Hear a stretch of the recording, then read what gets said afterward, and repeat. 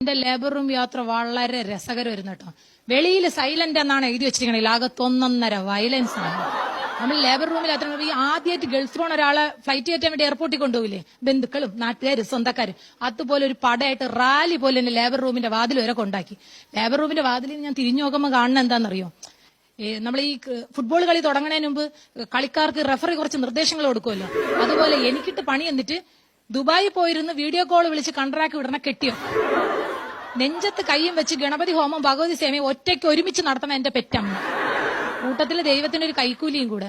എന്താണെന്നറിയോ, കൊച്ചാണാണെങ്കിൽ എന്റെ അച്ഛനെ കൊണ്ട് ശയനപ്രദർശനം നടത്തിക്കോളാന്ന്, എവിടെ, ശബരിമല വരെ. ഇത് കേട്ട് അണ്ണാക്കിൽ ഇടിവെട്ടിയ പോലെ നിൽക്കണ എന്റെ അച്ഛൻ. അമ്മയുടെ പ്രാർത്ഥനയുടെ ആത്മാർത്ഥത കുറവുണ്ടാണെന്ന് തോന്നുന്നു, കൊച്ചു പെണ്ണായിരുന്നു, അച്ഛൻ രക്ഷപ്പെട്ടു.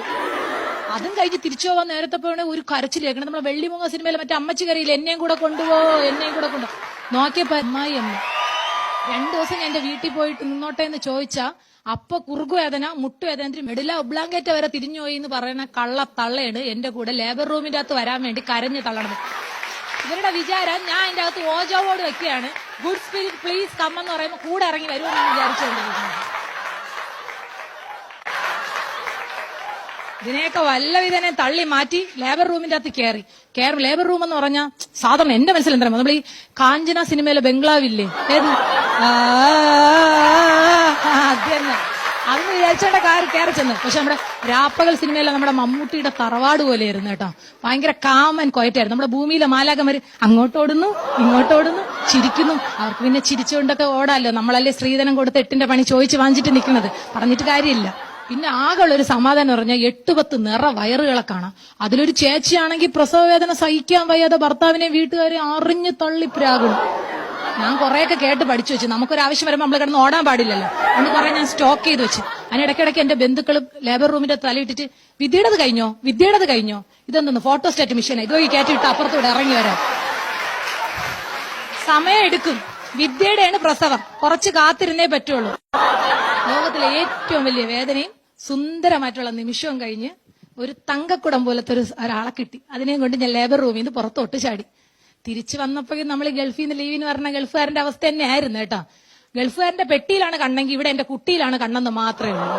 അതിന്റെ ഇടയിൽ കൂടെ അമ്മായിയമ്മ വരണവരടുത്തും പോണവരടുത്തും സുഖപ്രസവമായിരുന്നു. ആർക്ക്? ഡോക്ടറിനത് അമ്മായിയമ്മയ്ക്കാ. എനിക്ക് വലിയ സുഖമൊന്നും ഫീൽ ചെയ്തില്ല. പോ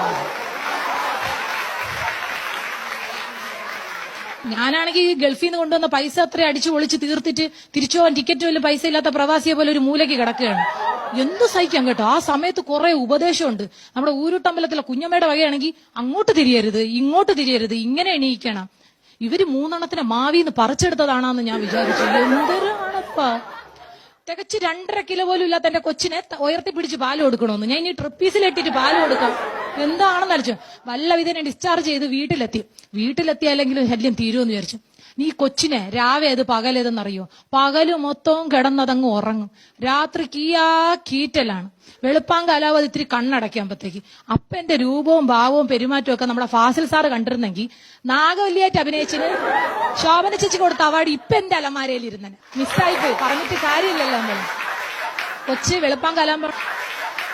വെളുപ്പാങ്കാലാകുമ്പോഴാണ് ഇത്തിരി ഉറങ്ങണത്. അപ്പൊ നമ്മൾ വിചാരിക്കും അപ്പൊ കൂടെ കിടന്ന് ഉറങ്ങാന്ന് വിചാരിച്ച് കുറച്ച് കണ്ണടയ്ക്കുമ്പോ അപ്പുറത്തെ ലീലമാമി ചിരിച്ചുകൊണ്ട് വരും. എന്തിന്? വേദ കുളിപ്പിക്കാൻ. എന്നിട്ട് നമ്മളെ ഈ വലിയ അണ്ടാവുണ്ടല്ലോ, അണ്ടാവിൽ നെല്ലൊക്കെ പുഴുങ്ങണ കണ്ടിട്ടില്ലേ, അതുപോലെ നമ്മളെ ചൂട് വെള്ളത്തിലിട്ട് പുഴുങ്ങി ഒന്ന് എടുത്തങ്ങ് നിർത്തും. അപ്പൊ നമ്മൾ വിചാരിക്കും അതോടുകൂടി തീരുമെന്ന്. ഒരു തീരക്കും ഇല്ല. അപ്പുറത്തെ തൂതുവളയിലും കണ്ട പറമ്പിൽ എന്തിന് ശാന്തമ്മ ചേച്ചിയുടെ ആടിന്റെ വായിരിക്കണ കുഴ വരെ പിഴുതോണ്ട് വന്ന് പച്ചില മരുന്നേറ്റ് അരച്ച് കലക്കി കുറുകി തരും. എന്തിന്? ശരീരം നന്നാവാനാണ് കുടിച്ചോന്ന്. ഇതിലിനിയിപ്പോ എന്താണ് നന്നാവാനാണെന്ന് എനിക്കറിഞ്ഞൂടെ. ഉള്ളു 28-ന് ഗൾഫുകാരൻ ലീവ് കിട്ടിയില്ല. പക്ഷെ ഞാനും അങ്ങേരും കൂടെ പ്ലാൻ ചെയ്ത് ന്യൂമറോളജി പ്രകാരമൊക്കെ കൊച്ചിന് നല്ലൊരു പേരൊക്കെ കണ്ടുപിടിച്ചു അടിപൊളിയായിട്ട് കുറച്ച് പൊന്നും പണമൊക്കെ വാങ്ങിച്ചു വെച്ച് റെഡിയാക്കി.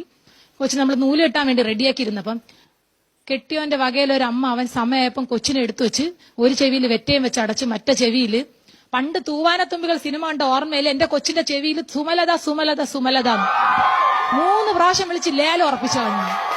അന്നെന്റെ വീട്ടിൽ നടന്ന തള്ളക്ക് വിളി നിങ്ങള് കേക്കണം. കൊടുങ്ങല്ലൂർ ഭരണി തോറ്റു വന്നു. അതോടുകൂടി ഞാൻ വിചാരിച്ചു അയ്യോ പ്രസവം ഇതൊന്നും എന്നെ ധാരാളം, ഇനി എന്നെ കൊണ്ട് വയ്യെന്ന്. അന്ന് അങ്ങനെ ദൃഢപ്രതിജ്ഞ എടുത്ത എനിക്കിന്ന് കുട്ടികൾ 5.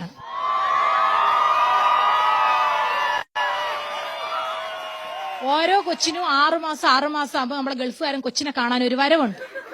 വന്നിട്ട് എനിക്കുള്ള അടുത്ത 10 മാസത്തെ പണിയും തന്നിട്ട് പോകും. ഗൾഫുകാരൻ എത്ര പ്രാവശ്യം ലീവിന് വന്നോന്ന് അറിയണമെങ്കിൽ കൊച്ചിന്റെ തല എണ്ണി നോക്കിയാൽ മാത്രം മതിയാവും. അങ്ങേരെ വിചാരം വൈഫും വൈഫൈയൊക്കെ എല്ലാം ഒന്നാണ്. ഞാൻ പറഞ്ഞിട്ട് കാര്യമില്ല. പിന്നെന്താണെന്നറിയോ, ഈ ലേബർ റൂമിൽ നമ്മൾ ആദ്യമായിട്ട് ഒരു കരച്ചിൽ കേൾക്കും. അത് നിങ്ങൾക്ക് അനുഭവിക്കാം, സമയമുണ്ട് കേട്ടോ.